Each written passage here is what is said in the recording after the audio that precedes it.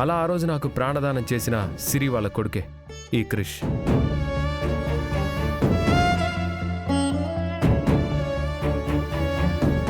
సరేరా, ఆ అమ్మ ఎవరో గాని నీకంత సాయం చేసింది కదా, 10ో 12 ఇచ్చి పంపించేక వీణింటికి తీసుకొచ్చావేంటి? అత్తయ్య, మీరు ప్రాణానికి విలువ కడుతున్నారా? అలా అయితే నా ప్రాణం విలువ ఎంత? మరి సిరికి ఎన్ని కోట్లు ఇస్తే సరిపోతుంది చెప్పండి. బిహారీ, అక్క అంటున్న మాటకి అర్థం ఏంటంటే వాళ్ళకేమైనా సహాయం కావాలంటే సహాయం చేద్దాం, అంతేకాని ఆ బాబుని ఇంటికి తీసుకొచ్చావేంటి అని అంటుంది అంతే. వీడికి సహాయం చెయ్యాలనే నేనింటికి తీసుకొచ్చాను. ఎందుకంటే ఇప్పుడు వీళ్ళమ్మ ఎక్కడుందో కూడా వాళ్ళకి కనిపించట్లేదు. ఎవరో తనని కిడ్నాప్ చేశారు.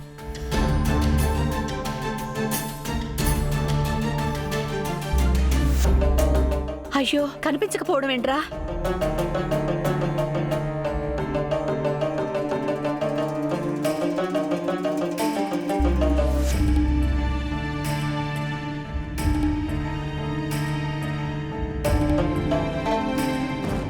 వాళ్ళమ్మ దొరికే వరకు క్రిష్ నాతోనే ఉంటాడు. ఆహా, మొన్నటి వరకు మీ అమ్మ, ఇప్పుడు నువ్వు దారిని పోయే వాళ్ళందరినీ ఇంట్లోకి తీసుకొచ్చి ఇంటిని సత్రం చేసేశారు కదరా. వాడికి వాళ్ళమ్మ లేకపోతే ఇంకెవరూ లేరా? ఏ వాళ్ళ నాన్న లేడా?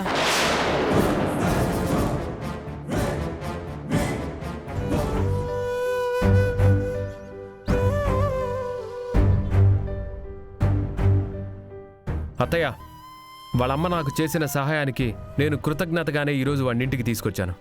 వాళ్ళమ్మ దొరికే వరకు వాడిక్కడే ఉంటాడు. ఈ విషయంలో ఇంకెవరు గోల్ చేయొద్దు. ఉన్న మాట అంటే నేను గోల చేసినట్టే కనబడుతుందిరా మీకు. వాడికెవరు లేకపోతే ఏ అనాథ శరణాలయంలోనో జాయిన్ చేయాలి గాని సరాసరి ఇలా ఇంట్లోకి తీసుకొచ్చేస్తావా? అత్తయ్య, క్రిష్ ఇక్కడే ఉంటాడు. వాడిక్కడ ఉండడం మీకు నచ్చకపోతే మీరందరూ ఇక్కడి నుంచి వెళ్ళిపోండి.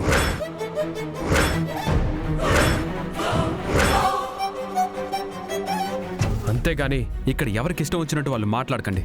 అంతేలే, నువ్వు మీ అమ్మ ఒకే రక్తంగా బయట వాళ్ల కోసం సొంత మనుషులనైనా వదులుకుంటారు. పద్దు, ఏంజెల్ అంటే చాలా మంచిది. ఏంజెల్ అంటే నాన్నకి అంత హెల్ప్ చేసింది కదా, ఇప్పుడు మనం తిరిగి హెల్ప్ చేస్తే ఏంటి? ఓసై, నీకేం తెలీదు, నువ్వు కామ్గా ఉండు. పద్దు, నేను కాదు కామ్గా ఉండాల్సింది, నువ్వు.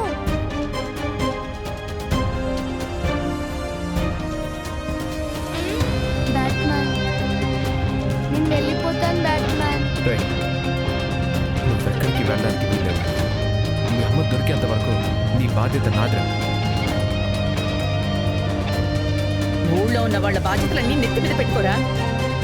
చెప్తే వినరుగా ఊళ్ళో ఉన్న సంతనంతా తీసుకొచ్చి నెత్తి మీద పెట్టుకుంటారు. ఏంటో వీళ్ళ విధానాలు.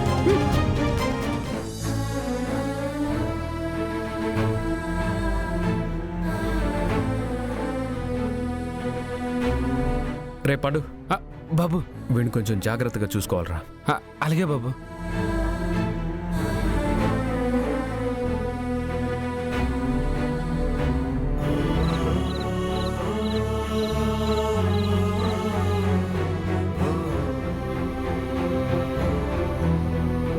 బాబు, భోంచేద్దుకండ్రా. నాకు ఆకలిగా లేదంకుల్, నాకొద్దు. ఆకలిగా లేకపోవడం ఏంటి బాబు? రాత్రి అయింది కదా, ఒక ముద్ద తిని పడుకుందివా? నాకొద్దు అంకుల్, నాకొద్దు. హరికృష్ణ,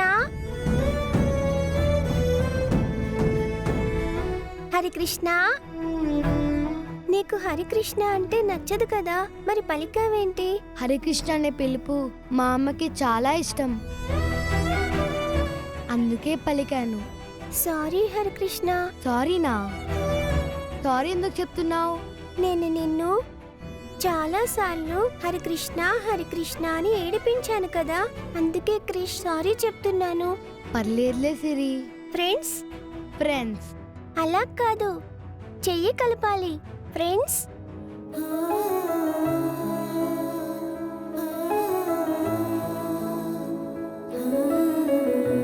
సరే భోంచేద్దాం పదా. నాకు ఆకలిగా లేదు.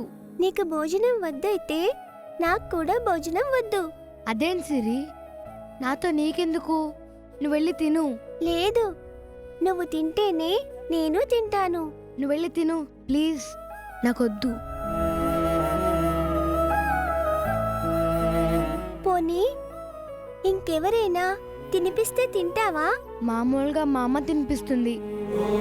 ఎప్పుడైనా మా అమ్మ లేకపోతే మా బామ్మ తినిపిస్తుంది. మా బామ్మేమో హాస్పిటల్లో ఉంది. నాకు ఈ ఇంట్లో బ్యాట్మెన్ తప్పించి ఎవ్వరూ తెలీదు. అలాగే, ఒక్క నిమిషం, ఇప్పుడే వస్తాను. హ, సిరమ్మ.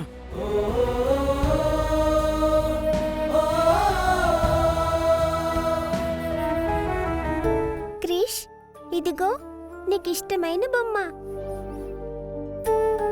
లాస్ట్ టైం నువ్వు ఆడుకుంటుంటే నేను నీ దగ్గర నుంచి ఈ బొమ్మ లాగేసుకున్నాను కదా. ఇప్పుడు నీకు ఈ బొమ్మ ఇచ్చేస్తాను. నువ్వు కూడా భోంచేయి, సరేనా? సరే, నేను భోజనం చేస్తానులే, కానీ నాకు ఈ బొమ్మ ఏమొద్దు. ఒక్క నిమిషం ఉండండి. పండు, ప్లేట్లో భోజనం తీసుకొనిరా. అలాగేనమ్మా.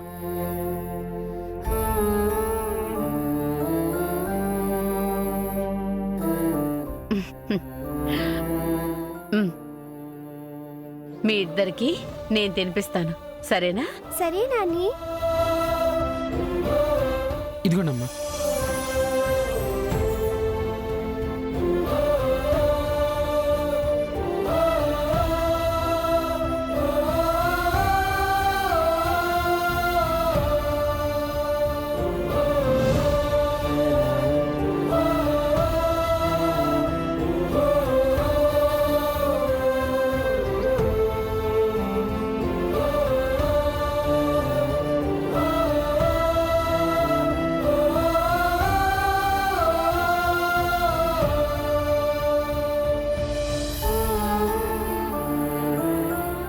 చూసావామ్మా, మా అత్తయ్య సిరికి పెడుతుంది అంటే అర్థముంది, కాని ఎవరో బయట నుంచి వచ్చిన వాడికి కూడా గోరుముద్దలు పెడుతుంది చూడు. చూస్తున్నానే, చూస్తున్నా.